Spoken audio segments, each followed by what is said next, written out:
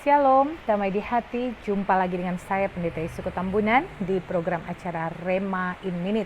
Mari kita terus menjadi saluran berkat Tuhan dimanapun kita pergi dan berada. Dan jangan lupa di akun YouTube Pendeta Yesuko Tambunan mohon dicari atau diklik saja Rema in Minute. Dan jangan lupa untuk di-share dan juga di-subscribe agar tentunya kita terus menjadi berkat.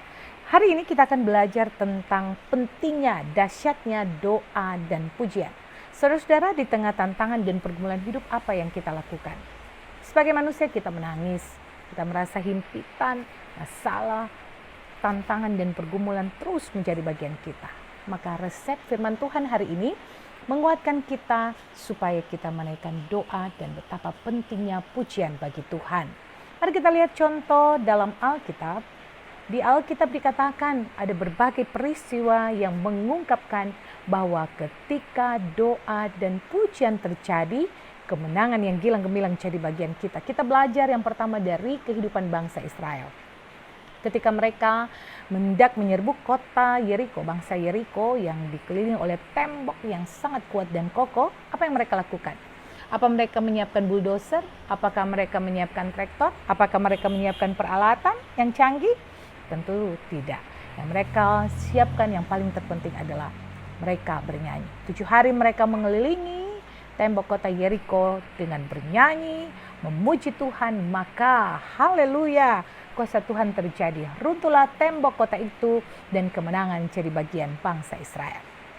Tidak hanya sampai di situ saudara, dalam Kisah Para Rasul 16 ayatnya yang ke-25, ketika Rasul Paulus dan juga Silas ada dalam penjara, mereka berdoa. Kita menyaksikan mereka bernyanyi, menaikkan pujian bagi Tuhan. Dan apa yang terjadi?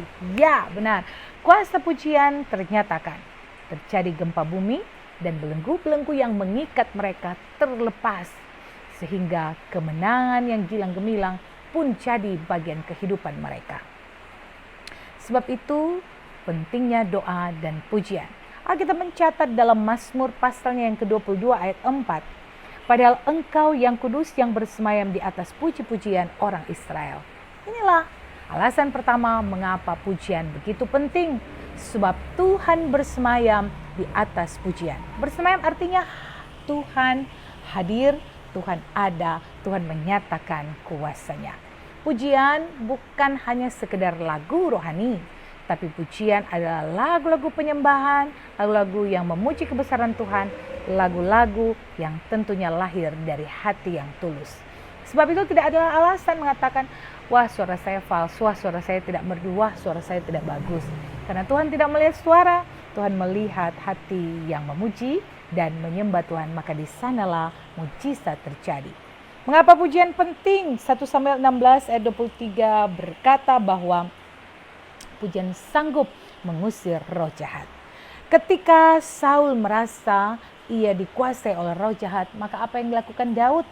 Daud memetik kecapi, Daud menaikkan pujian bagi Tuhan, dan seketika itu juga Saul merasa lega. Hebat bukan? Kuasa pujian yang lahir dari hati hanya bagi kemuliaan Tuhan.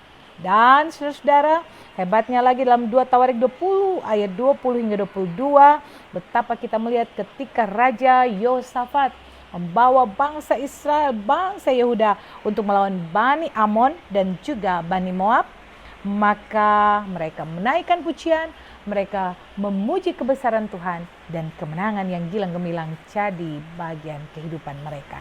Sebab itu jangan ragu, setelah mendengarkan kebenaran firman Tuhan ini, mari kita menyiapkan waktu yang terbaik, kita menaikkan pujian yang berasal dari hati.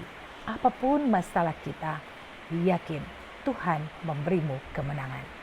Firman Tuhan berkati, menguatkan, dan meluruskan kita semua. Amin.